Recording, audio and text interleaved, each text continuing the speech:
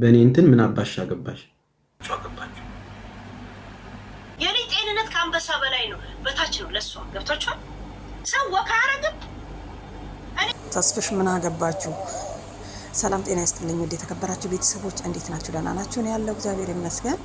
ቤተሰብ ማለት ነው ተስፍሽ ያለውን ሰምታችኋል፣ ሄለንም ያለችውን ሰምታችኋልና ሀቢባ ጥፋተኛ ነች ወይ አይደለችም ነው ጥያቄው። ነችም አይደለችም ነው። ተስፍሽ ምንድነው ተስፍሽን የተናገራችሁ ነገሮች እኔ ራሱ ቪዲዮውን አይቼ በጣም ገርሞኝ ነበረ። ምንድነው ያለችው? ተስፍሽ የሆነ ነገር አብራችሁ ከበላችሁ በኋላ ከጠጣችሁ በኋላ ምንድነው የሚያደርጉት መሰላችሁ? የሆነ ነገር ሲመጣ ትናንትና የነገራችሁን ሚስጥር አምጥታችሁ ታወራላችሁ ማለት ይሄ እኮ ሼም ነው።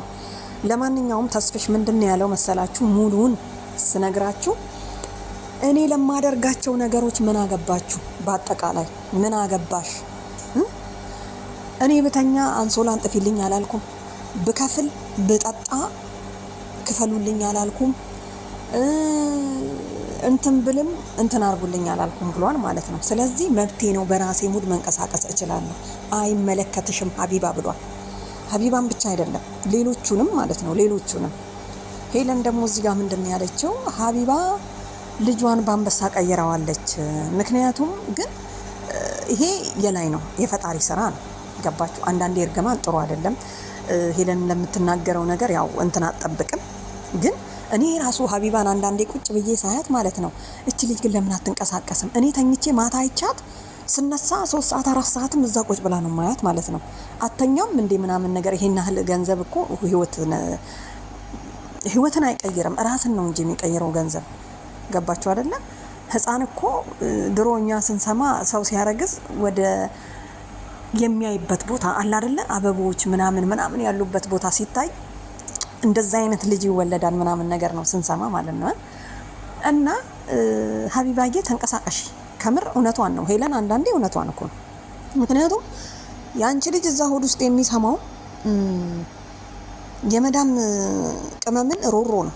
ምን እንዳለበት እሱ ፈቅዶ አስቦበት አልሞበት ያልመጣ ህፃን ሮሮ ከምታሰሚው። ወደ ተስፍሽ ስንመለስ ደግሞ ማለት ነው ሙልጭ አድርጎ ነው የሰደባት ማለት ነው። እና አንዳንድ ጊዜ ሰዎችን በቁሙ ስገምቱና በተግባር ስታዩ በጣም ይለያያል። ተስፍሽ ያወራል እንዲህ አይነት ቃላቶች አይምሮ ውስጥ አሉ ተብሎ ራሱ አይገመትም ማለት ነው። እና የተናገረው ነገሮች በሙሉ እኔ ደግፈዋለሁ። መብቱ ነው፣ በራሱ ነገር መብቱ ነው። እንደፈለገ ማድረግ ይችላል። እንደፈለኩ ማድረግ እችላለሁኝ እኔ ከቻልኩኝ ምን አገባችሁ? በቃ ስለዚህ ሀቢባ ሰምቻታለሁ፣ ወልዷል። እዛ ደግሞ ይሄ የወለደ ሽማግሌ ይሄ የወለደ ምናምን እንዴ ተስፍሽ ገና የመዳም ቀመምን ሰብስቦ እያስተማረ አይደል እንዴ? እና እንደሚመስለኝ ሁለቱ የመቀኛኘት እንትን የያዙ ነው የሚመስለኝ ማለት ነው ተስፍሽ እና ቤተሰብ። ስለ ሀቢባ ብዙም አይመለከተኝም። ምክንያቱም በእግዚአብሔር እጅ ነው ያለችው። ፈጣሪ በሰላም ይገላግላት። ሄለን ለምትናገረው ነገር እንግዲህ ማታ አይታችኋል። በጣም ስለ ብዙ ሰው ምን ልበላችሁ። እና ሄለን የምትናገረው ነገሮች እውነት አላት ለምለው ነገር ዛሬም ነገም ምናምን ሄለን አትዋሽም በሚለው ነው እኔ ሄለንን የሚይዘው ማለት ነው። ተስፍሽ ግን ተናገረው አይገልጸው።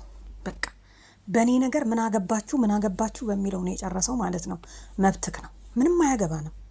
አንተ ከቻልክ እኛ ምን አገባን?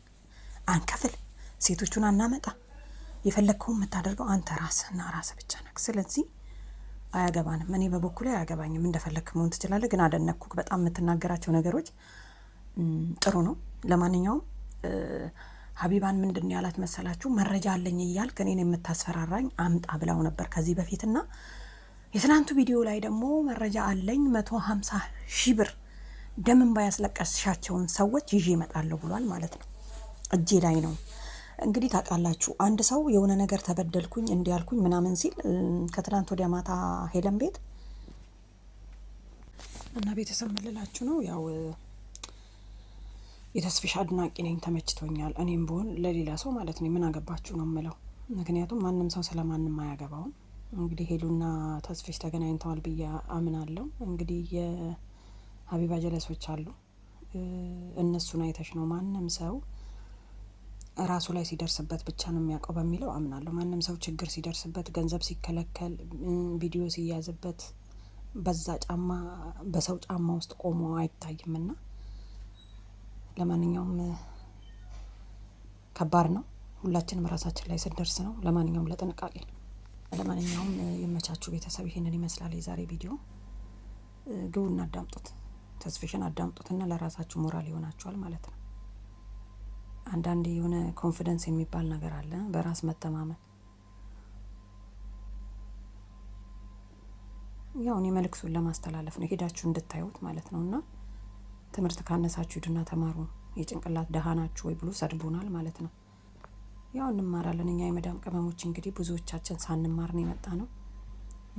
የተማሩትማ ይሄው ልክ እንዳንተ ለሰው አንኖርም ለራሳችን ነው፣ እንደፈለኩ ማድረግ እችላለሁ በራሴ ብለህ ጨርሰዋልና አይመለከተንም። በቃ ለማንኛውም ይመቻችሁ። ሀቢባዬ ተንቀሳቃሽ፣ ጥሩ አይደለም ተብለሻል። ባይ